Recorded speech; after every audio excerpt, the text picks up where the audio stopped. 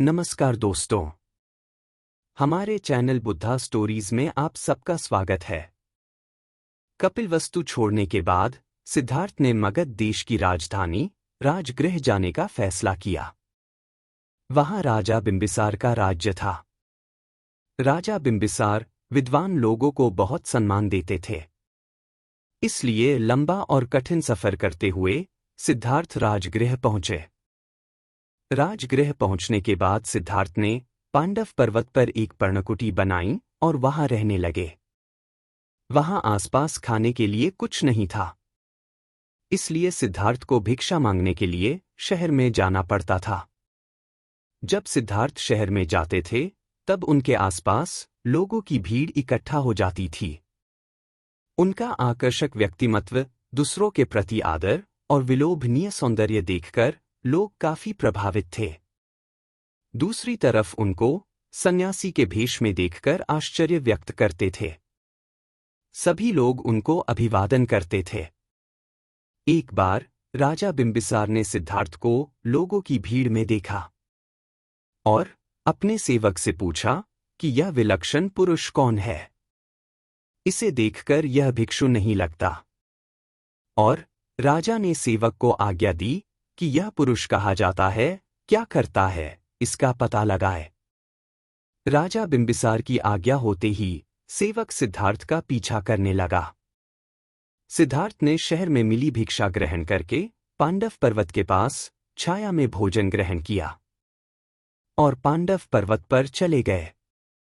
सेवक ने तुरंत आकर राजा बिंबिसार को हकीकत बताई और कहा कि इस पुरुष को देखकर किसी के भी मन में उनके लिए आदर भाव उत्पन्न होगा। यह सुनकर राजा बिंबिसार ने तुरंत ही सिद्धार्थ से मिलने का फैसला किया। जब राजा बिंबिसार पांडव पर्वत पर पहुंचे तब सिद्धार्थ शांत मुद्रा में अपने आसन पर बैठे थे। राजा उनके पास बैठ गए। उनसे कहने लगे कि आपको देखकर लगता नहीं कि आप भिक्षु हो। मैं नहीं जानता कि किस कारणवश आपको संन्यास लेना पड़ा, लेकिन मैं चाहता हूं कि आप मेरी सेना में शामिल हो।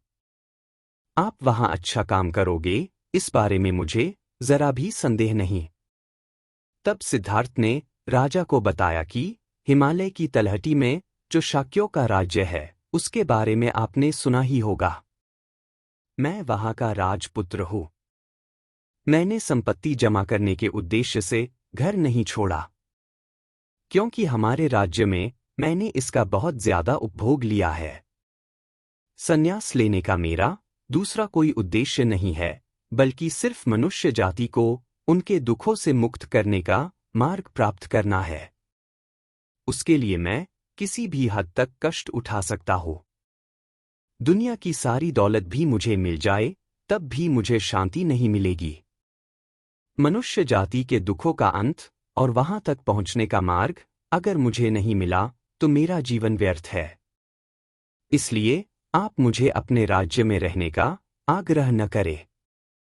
राजा बिंबिसार ने सिद्धार्थ का निश्चय देखकर उनको रोकने का विचार त्याग दिया और सिद्धार्थ को कहा, मैं आपके रास्ते में बाधा नहीं बनूंगा, लेकिन आपको अगर परम शांति का मार्ग मिला तो आप मुझसे आकर मिलोगे और मुझसे विहारदान स्वीकार करोगे। सिद्धार्थ ने इस प्रस्ताव का स्वीकार किया और अपने ज्ञान की खोज में आगे बढ़ने के लिए आलार कालाम के आश्रम की ओर प्रस्थान किया। उनके मन में एक स्पष्ट लक्ष्य था, मानवता के दुखों का अंत और शांति की प्राप्ति। उनकी यात्रा ने उन्हें सिखाया कि सच्ची खुशी और संतोष बाहरी दुनिया से नहीं बल्कि आत्मा की गहराइयों से आता है। सिद्धार्थ की यह खोज उन्हें अंततः उस महान सत्य की ओर ले जाने वाली थी जिसे वे खोज रहे थे। ज्ञान प्राप्ति के बाद बुद्ध राजा बिंबिसार से मिले और उनसे विहारदान स्वीकार किया, जिसे वेलुवन के नाम से जाना जाता है। बिंबिसार बुद्ध के शिष्य बन गए थे और उन्होंने बुद्ध द्वारा सिखाए गए धर्म के मुताबिक शासन किया। बिंबिसार ने अपने परिवार के सदस्यों को बुद्ध के दर्शन के लिए प्रोत्साहित किया। बिंबिसार की पत्नी खेमा बुद्ध की प्रबल समर्थक बन गईं और संघ में शामिल हो गई।